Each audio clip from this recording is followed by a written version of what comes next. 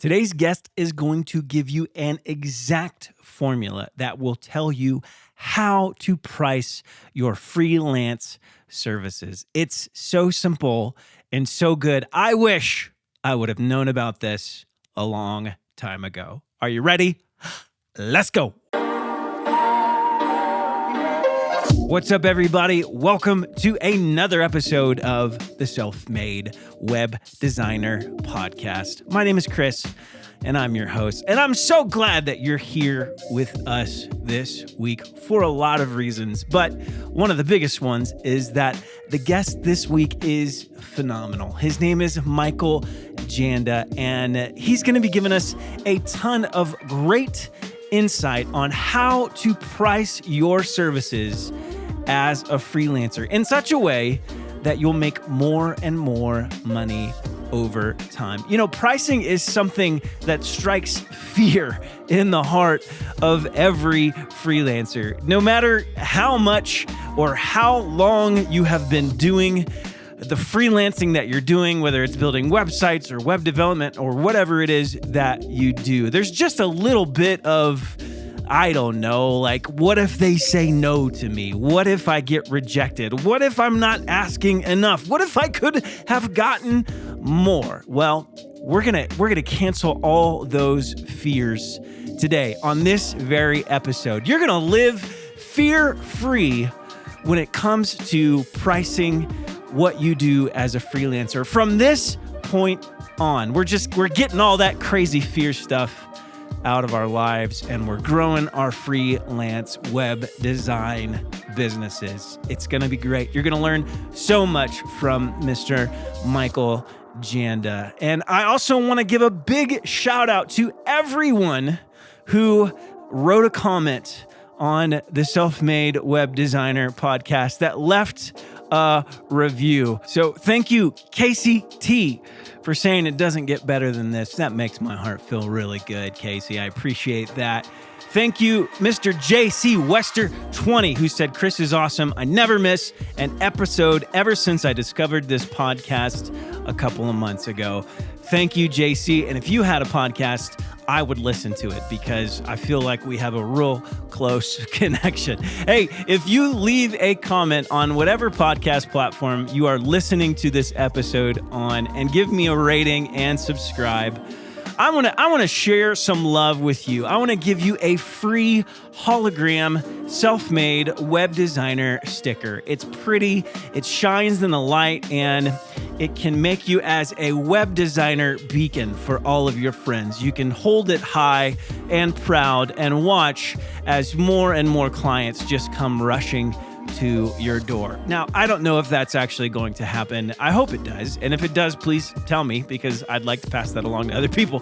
But it's cool. It's a great sticker. I love it. I adorn it on many apparel and many things that I own. So if you want to leave a comment, leave a rating, take a screenshot of that and send me an email along with your address to Chris@Selfmade Web Designer. And you too can be the proud owner of a Self-Made Web Designer hologram sticker. All right, enough of that. Are you ready to hear from Mr. Michael Janda about how to price your freelancing services in such a way to make more money?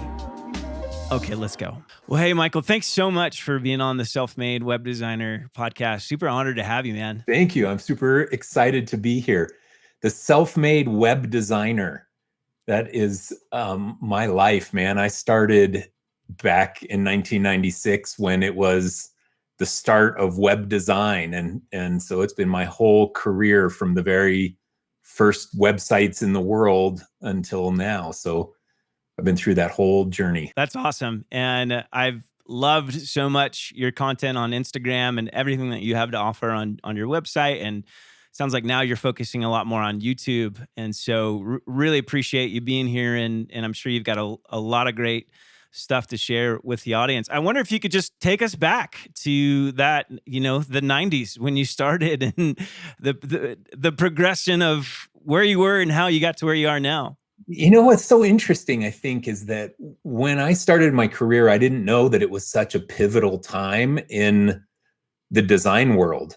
But I literally had one little mini lesson about HTML my very last semester of my very last design class, because it was all so new.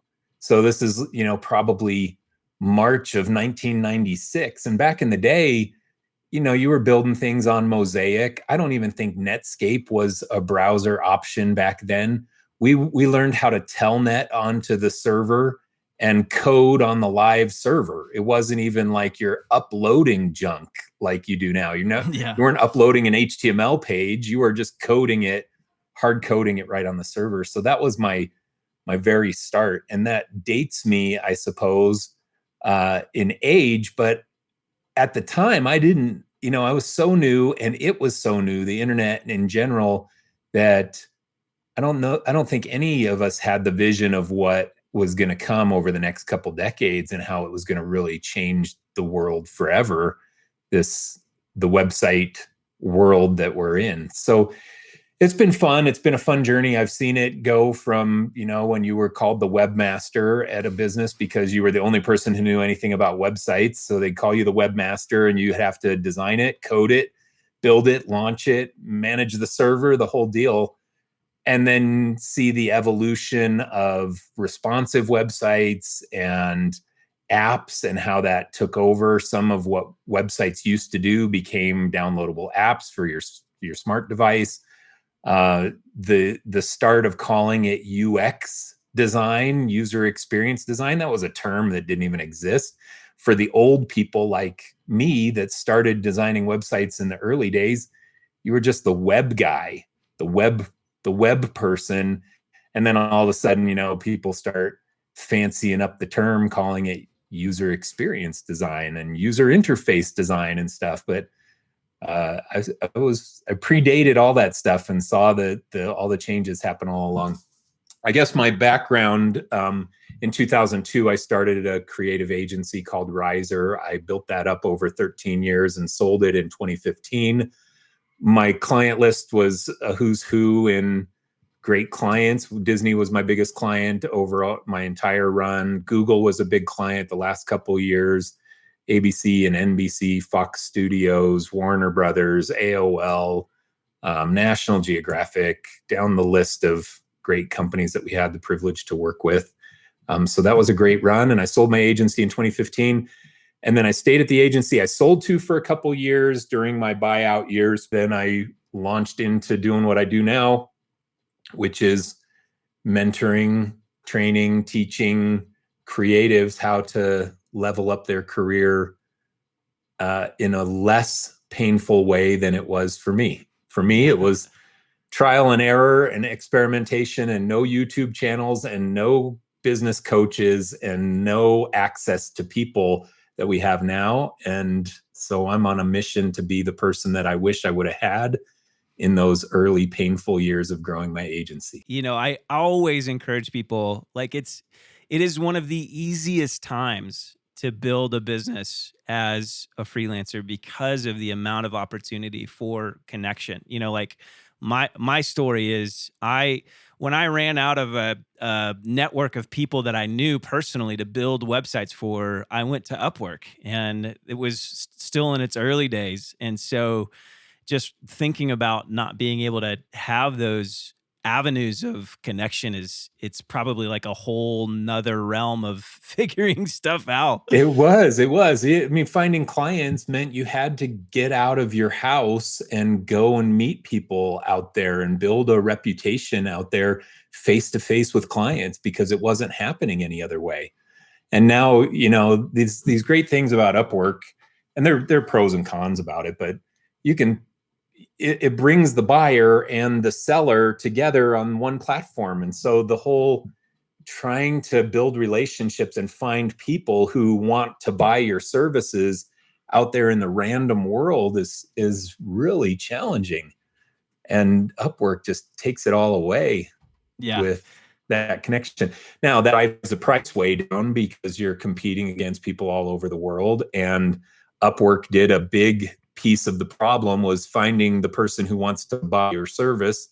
That's a big problem in the sales cycle, and they solved it And so you discount your rates as a result of them solving it. But yeah, it's a different world today for sure. And it's never been easier to build a business, a creative business. Yeah. So one of the most consistent questions I get, it especially recently for folks who are kind of just getting started is, how do I determine how to price myself? How do I determine what's not taking advantage of somebody, but also not allowing myself to be taken advantage? And then what's the progression look like going from starting here and getting to where I'm serving those big name clients like Disney? So what did that look like for you? I know you've got a lot of content around that idea.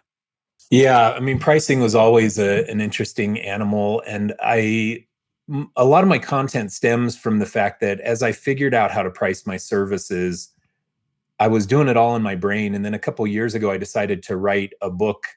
Well, I decided to write a blog post about how my pricing methodology was going to be and reverse engineer what I did in my head when I was pricing creative work.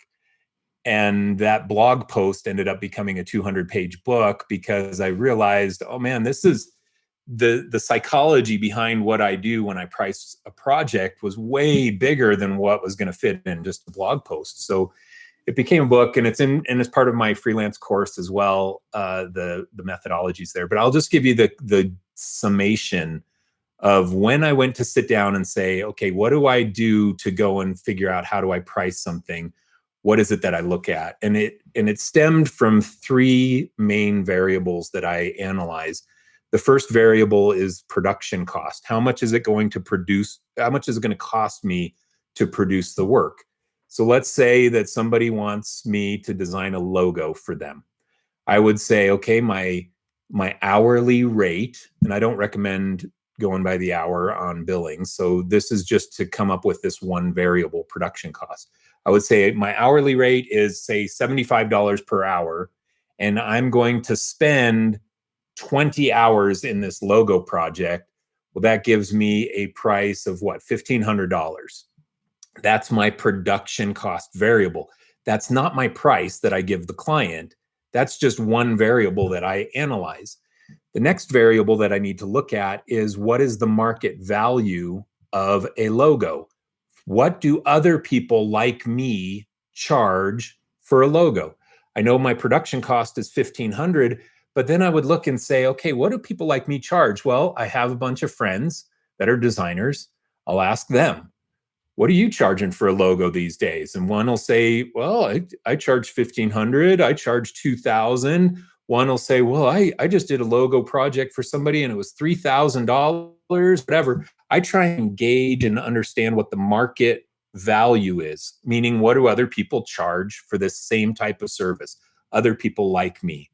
So you can get that information from surveys. AIGA publishes surveys on pricing. The Graphic Artists Guild handbook comes out every few years and has a bunch of pricing survey information.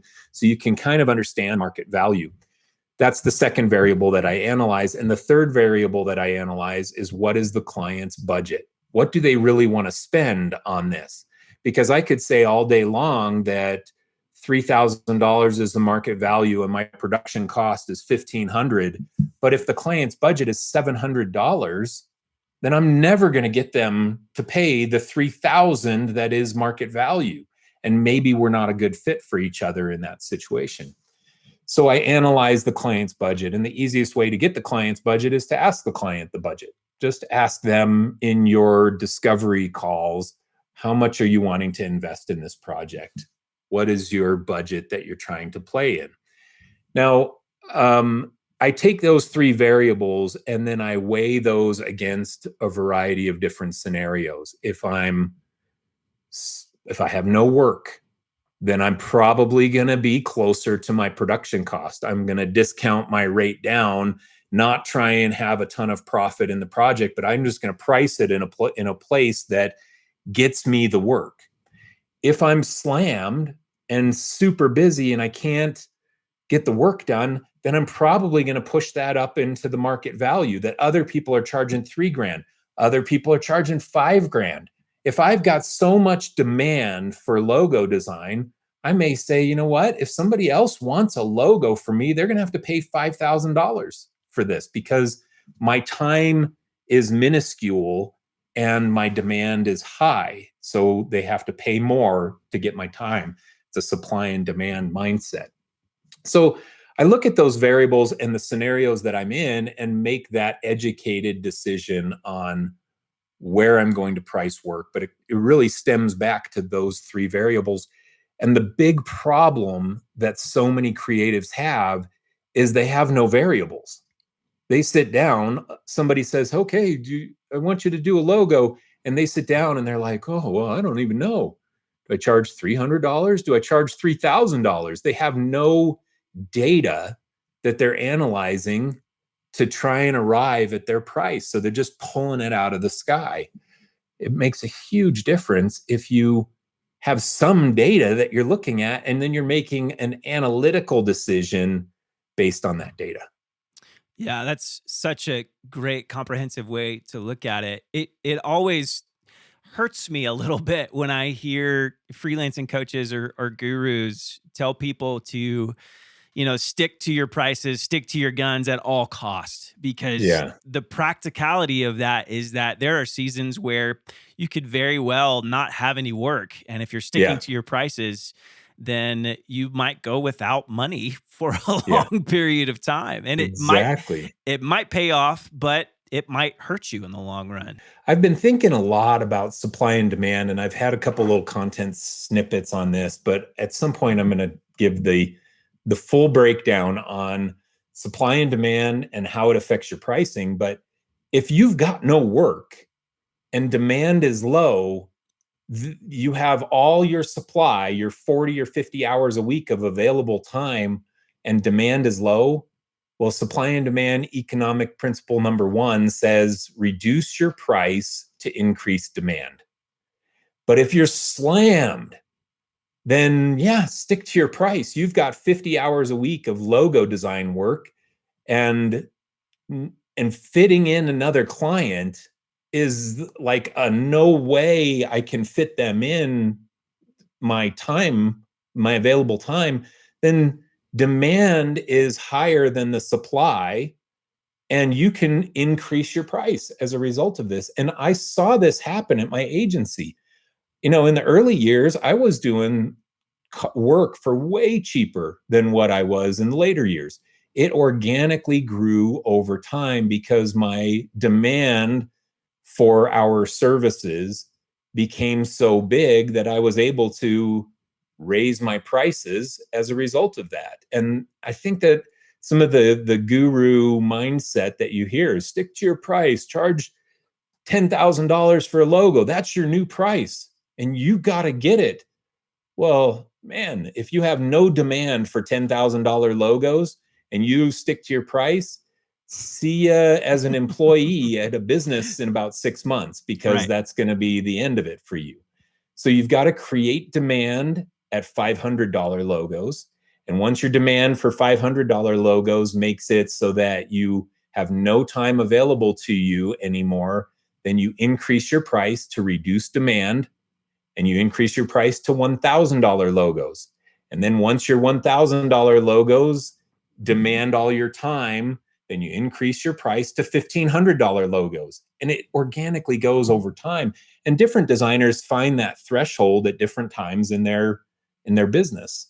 So you just keep pushing up that price barrier until you start getting no's. And then well, that's where my price is today. Once I get no's, then that's where I have to be. I want to take a second and tell you about a free course that I have available at selfmadewebdesigner.com. Over 1,000 people have been through this course, and I am talking about the Web Designer Starter Kit course.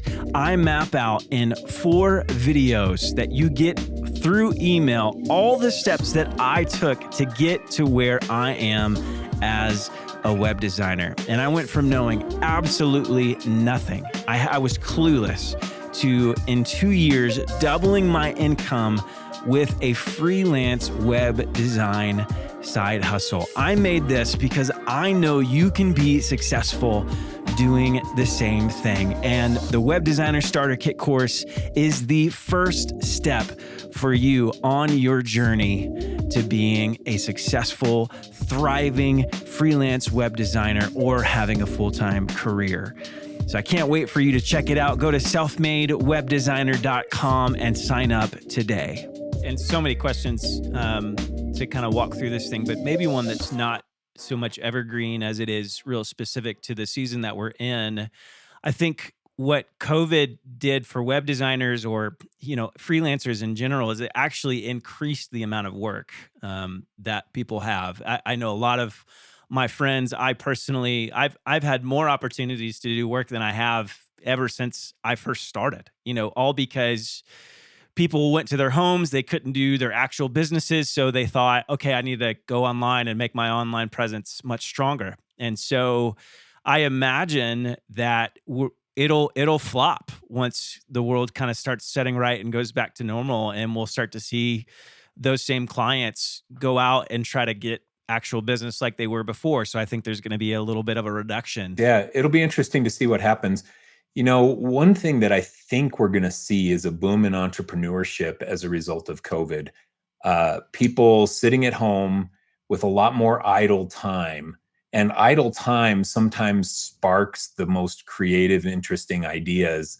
We also see a world of challenge where people are having to think outside the box, to use the ultimate cliche, but they're having to think outside the box to keep their business alive or to replace their income because they were let go from somewhere that was struggling. And that out of the box thinking, I can only imagine the amount of creative, cool ideas that have happened in the past year of a global pandemic that we're going to see come to fruition in the next 5 years of time. So we might see, before a risky pullback idea like you mentioned, which could happen, we might see a boom in some amazingly creative businesses that emerge out of this. Yeah, absolutely. And I kind of tend to be optimistic. So I like the perspective of, oh man, I can't wait to see what all these people invented while they were sitting at home worried about how they're going to feed their family. They invented the next great whatever. It'll be fun to see. Well, in web design, in freelance in general, the variation between one freelancer's pricing to another can be incredibly drastic, like you mentioned. One person can charge a couple $100 for a website. Another person can charge $20,000 for the same website. So given that situation, how would you encourage somebody to justify their pricing? If, like, this has happened to me before where a client's like, oh my gosh, you're so expensive. The other person just said they were going to do it for $500. Like, what's your response to those clients? Yeah, well, you're always competing against the cost of the best alternative. That's the sales phrasing for it. And I haven't made any content on this, but I'm going to in the future. The cost of the best alternative is something that we're comparing against. So a client is looking at you, working with you for $5,000, and then they have the cost of the best alternative is somebody at $500.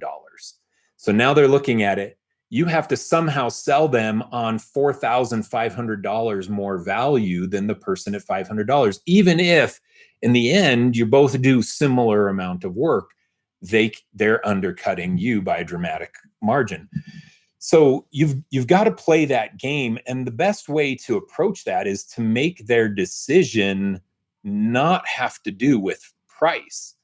You've got to convert a price decision maker, a price-based decision maker, into a value-based decision maker, or into a quality-based decision maker, or into a customer service-based decision maker. Now, there are various reasons why somebody buys from you. The ultimate reason is because they trust you more than they trust the other person, so they choose the person they trust the most. That's the reality of why somebody's going to make that purchase decision. If you can't convince the person to trust you more than the lower cost alternative, they're going to pick the lower cost alternative every single time. So the way to get them to trust you more is all through that sales process. And what I would do at my agency, I would start with a qualification phone call. We're talking through the needs that they have. We're having a 15-minute call to get to know each other a little bit. And then I would transition that to, okay, this sounds like a project that we're a great fit for. We love doing this kind of work. Let me get a discovery call set up with you, me, and Sally from my agency. And we want to walk you through the process that we're going to take to execute on your project. And the client says, okay, that's great. Okay, good. So now I'm bringing Sally to the table. And now we have a 1 hour in person or a 1 hour Zoom call where we walk the client through our process and we show the client the methodical way that we're going to operate and the way that we're going to arrive at what they're buying from us. And when we walk them through our process, by the end of that, they're sitting there so often thinking, man, I want this. There's no way that this isn't going to deliver for us. So organized. I've never seen an agency so organized because we had visuals and we gave them the step-by-step. Phase 1, we're going to do this. Phase 2, we're going to do this. Phase 3, we're going to do this. And in phase 3, we're going to watch out for this. And we're going to do some user testing and blah, blah, blah. And we walk them through that process. By the end of that, the client so often is not sitting there thinking, oh, they better come down in price. The client is sitting there thinking, I hope that I can afford to work with them. Their price is going up, up, up as they go. I just had somebody do this to me last summer, and I loved it when it happened. And I don't think that they knew exactly that it was happening. But we bought a new house last summer, and we wanted to completely overhaul the landscaping. Had a tiny backyard, and we were used to a huge backyard. We bought it because it had a small lot. It's a big house on a small lot. That's perfect for me as I head into the next phase of my life and hopefully live here until I die. So we wanted a small lot, but we also wanted a really nice lot, a nice yard that we could enjoy. So we hired a landscaper, or we met with a landscaper, and my budget at the start was 30 grand. That's what I wanted to spend on my yard. So they take me through the sales process. And the sales process to them was come to our yard, meet with us, talk about what we want. We walked through it. We said, well, we really want this. We had this at our last house and we want this, blah, blah, blah. And then he went back, and I don't recommend pitching design. I don't like that, but they did. And they showed us, he made a little 3D model of what our yard could look like. And he put in water features and a built-in grill and all this stuff and showed it all. And by the end, he goes and prices it, and it was 3 times what my original budget was. But I loved it so much. And so I go back to him and I was like, okay, well, originally we were hoping to spend like 30 grand to redo this yard, but what can we get? Can you design the $50,000 version of what you showed us? What does the $50,000 version look like? And so he went back to his little 3D model and changed out some plants and made the fireplace smaller and made the pergola smaller. And he made things smaller and it looked like crap. I was like, man, I don't want that. What did we end up doing? We ended up spending 3 times our original budget. And I didn't even talk to any other landscapers. I was so sold on what he envisioned for our yard and what he sold me on that I didn't even ask anybody else for other prices. I wanted him to do it, and I wanted the design that he showed me, and at the cost of triple what I originally had budgeted. So this is an example of changing a price shopper into a value shopper. And that's what he did to me. I wanted the vision that he painted for me. And I was willing to increase my budget to make that happen. Yeah. So you got to do the same thing when you're coming in, you've got this competitive world, low cost, your cost. How do you transition them? You've got to paint the picture that you're going to be so much better than the cost of the best alternative that there's no way they're going to choose that person. And that's one of the keys to unlocking these bigger engagements, the tens of thousands, hundreds of thousands of dollar engagements, is doing that sales process right. Such a good illustration. And I think it kind of brings up the idea of a budget for a lot of clients is probably not a static number. And it probably depends greatly on who the client is. You've got your companies that are, three tiers of people making decisions, that somebody just came up with a number. They looked at the budget that they had, and that's what they felt comfortable with.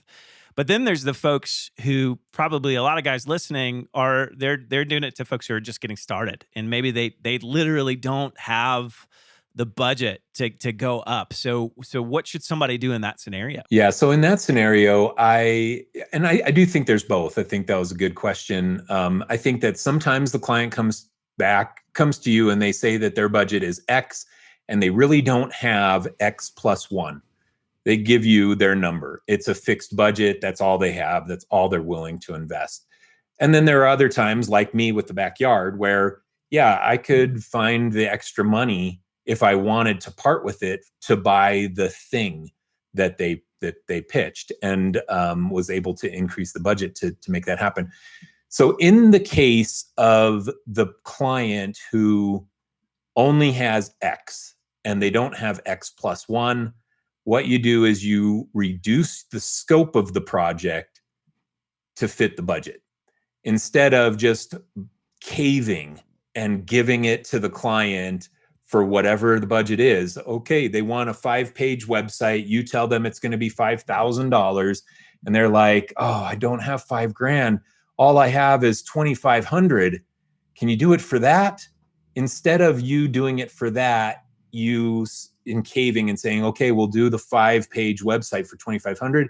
You would transition and say, "You know what? Let's just do a landing page for $2,500. I think we can do that. We can reach 80% of the objectives that you wanted to have in the 5-page website, and we can do it inside of your budget. Would you be okay with a 1-pager landing page?"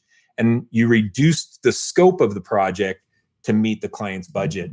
That's the better way to go, rather than just caving on your price, which is what a lot of designers do. They just cave to get the work, and then they're stuck in this low-priced project that isn't generating enough revenue to match the amount of work that they're doing. And you mentioned, and I think just kind of briefly glanced over, pitching design, and I think that's probably is something that people are kind of wondering what you meant when you said that. Yeah. So talk through that and why you discourage people from doing that. Yeah. So it's the idea of showing the customer, the potential client, design work that you did custom for them to try and win the project. And I discourage that. I'm not a fan of you designing. Client wants a new logo. Logo is almost the easiest example always to use. So the client wants a new logo. So in order to try and land the client, you design 3 logos for them, and you include that in your pitch when you sit with them and say, "Okay, you want a new logo? Well, here's 3 different logo ideas that we have. And if you like one of these, then hire us and we'll refine it for you." Now, that's pitching with some free design. It devalues the work that you're doing for the client. So I'm never a fan of that.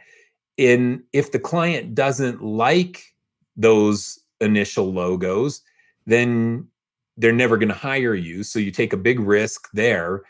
And part of the process in any creative engagement of creating something design related should be a collaborative process between you and the client. You should start with researching their competitors and doing some in-depth interviews with them to talk about what their business really does and who their competitors are and who their target customer is and all those kinds of things. And that should be a paid phase of the project. And if you just jump to design without having this deep dive discovery session with them where you analyze all that stuff, then you're just skipping one of the most important parts of the entire project.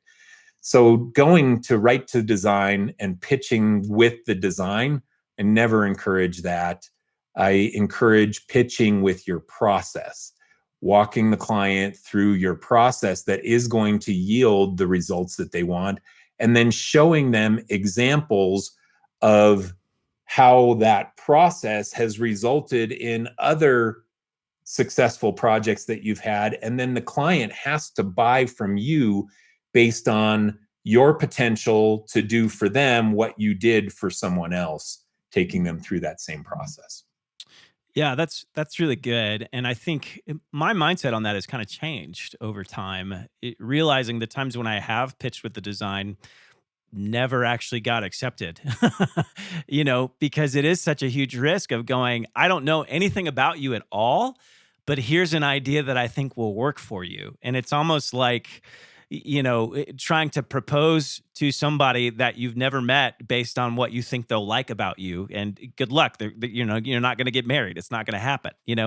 But what do you do if, because I've had a few clients who are like, well, let's try this. And if I like it, then we'll keep going. How do you discourage clients from having that mindset when they approach you? Well, if a client dictates the process, then you have not done an effective job of positioning yourself as an expert in the sales flow. So in that situation, I would say you already messed up somewhere, and the client is now feeling like they have some kind of control over dictating to you how this is going to go. Now, go back in time, and what should you change? Well, you qualify the client first.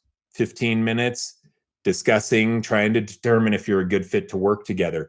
Then you transition to a discovery phase. And in that discovery phase, you walk them through your process.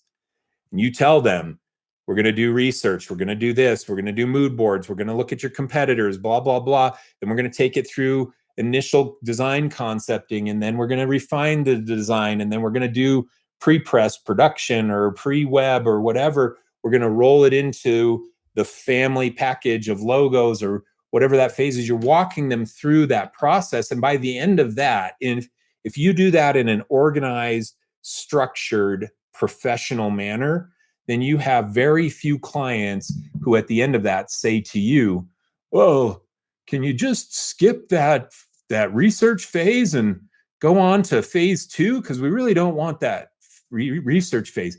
I don't ever remember a client ever doing that. Once we started pitching with our structured, methodical process, people follow that, man. As humans, we are preconditioned over the whole life from grade school on to follow structure. Okay, kindergartners, let's get in line. Everybody line up against the wall and we're going to walk in single file. We teach our people, humans, to follow these structures. Go to Disneyland, you'll see it. You go in the turnstile, put your card under the thing, blah, blah, blah. You're doing structure. And then you go to the ride and you're going to go follow in the line. It's not chaos. People follow structure. And your clients will too if you sell them on your structure. If you haven't effectively sold them on the structure, they're going to want to put their own structure in and tell you how you're going to run the project. So that to me is the answer. Go back in time and fix your sales process, and you're going to have very few clients that are telling you that they want comps, and if they like them, then they'll keep going with you. Yeah. If you're professional and structured, they're going to follow it. Man, there was so much good information in that interview that I myself, I'm going to have to listen to that episode multiple times just to take as much as I can from it. But here's even better news. There is a part 2 to this episode Mr. Michael Janda is joining us next week. We have the second half of this fantastic interview where he's talking about how to develop your processes and how to pitch your value to your clients with your processes. It's fantastic. It's a lot of great insight, and you're not going to want to miss out on it. So stay tuned. Well, I hope you got a lot from this. In fact, I'm pretty sure you did, because how could you not? And I hope you have another fantastic week, just killing it, crushing it as a freelance web designer out there in the world today. So stay tuned until next week when we've got Mr. Michael Janda coming back with us. And as always, don't forget, if you don't quit, you win.